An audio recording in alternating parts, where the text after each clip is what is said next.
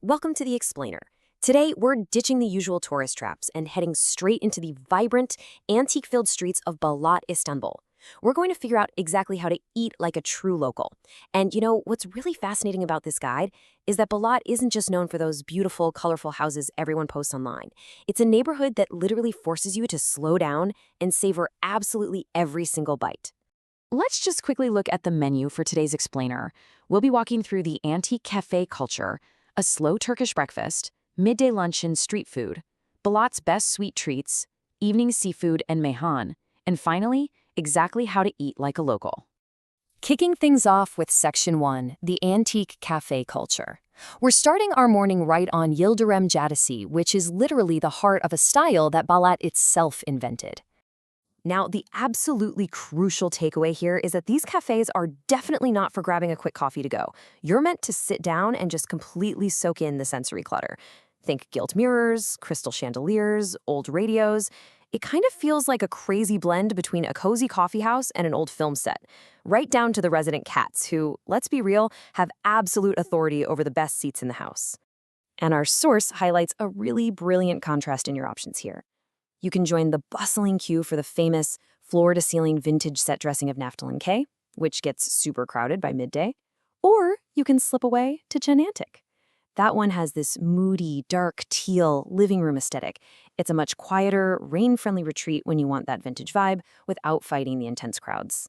I absolutely love this insider tip from photographer Sam Whitfield. Knowing this helps you capture those crystal chandeliers perfectly in the morning light. And that last point is just golden. Always respect the neighborhood's true feline owners, and the locals, of course, before you start snapping pictures. So this setting builds perfectly into the morning Turkish coffee ritual. Look, this isn't just about a quick caffeine hit. It's brewed incredibly slowly in a copper kasve, and it's served thick and unfiltered alongside a glass of water and some Turkish delight. You sip it without stirring, and ultimately it leaves behind these intricate patterns in the grounds at the bottom of the cup. Locals actually use those patterns to tell your future. It's a tradition known as fall. Moving on to Section 2, a slow Turkish breakfast. Because by mid-morning, you definitely need some solid fuel, and there is absolutely no better way to start your day.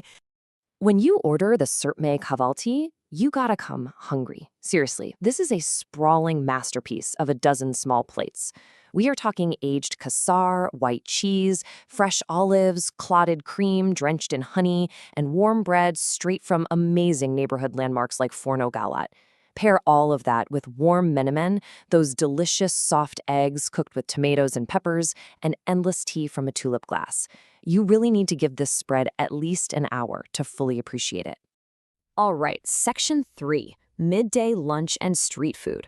Our perfect food day naturally picks up the pace as we hit the afternoon streets, moving from that lingering breakfast right into the vibrant energy of midday.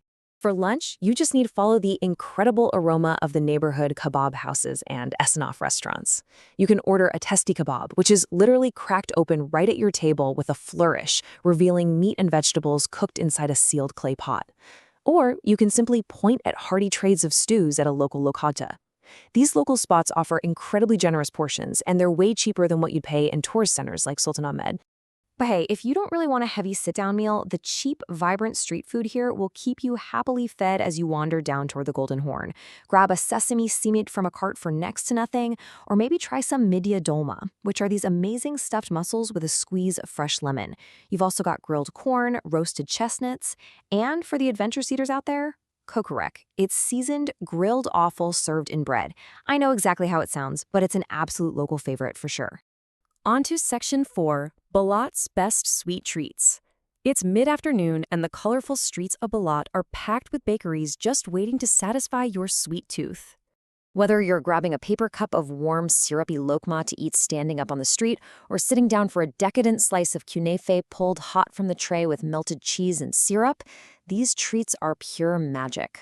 You can also dive into caramelized milk puddings like kazandibi, baked rice pudding, or if you happen to be visiting in the summer, queue up for delightfully thick Turkish dondurma. The best part? None of it is expensive, and it's literally the perfect mid-walk refuel. Section 5, Evening Seafood and Meyhane. As the sun starts to set, our journey naturally slows right back down, pulling us toward the water and the neighboring historic area of Fener. In the evening, this area really keeps the old traditions alive. At places like the historic Agora Meyhane, you aren't just eating dinner, you are actively participating in a deeply cherished cultural ritual. You see, a meyhane is a traditional tavern built entirely around sharing raki, an anise spirit that turns milky white when you mix it with water, and enjoying a slow, lingering parade of small meze plates with your friends. This sequential ritual is known as raki balek, or raki with fish, and it absolutely demands that you order in waves. You start off with cold plates. Think heydari, spicy ezme, fava, and cured bonito. Then you slowly transition over to the hot meze, and finally you finish with the fresh grilled fish of the day. The golden rule here? Never, ever rush the experience. It's truly meant to last for hours. And finally, Section 6, Eat Like a Local.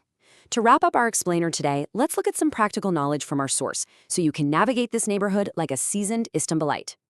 Check out this fantastic tip from food writer Lina Avermides. She says, skip the first cafe with a queue on Yildirim Genesi and walk one block on. It completely proves you don't need to follow the crowds to get an authentic experience. Stepping just slightly off the main path into smaller spots rewards you with intimacy and friendlier prices. Plus, the owners will actually chat with you. And as Lena notes, that is exactly how you get the inside scoop on which lokanta cooked the best beans that day. I highly recommend taking a quick screenshot of this visual cheat sheet right now. It boils down exactly where you need to be and what you should order for every single phase of your day. From that first Turkish coffee and cake on Yildirim Caddesi for the vibe, all the way down to the waterfront at Balat Sahil for a seafood view, and finishing up at a meyhane in Fener for a long evening of raki and meze. Now, if you have dietary restrictions, you seriously don't need to worry at all. Balat is incredibly accommodating. Vegans just need to learn the magic word zeytinyağlı for delicious, cold olive oil vegetable dishes. Vegetarians, the breakfast and meze spreads are already a meat-free paradise.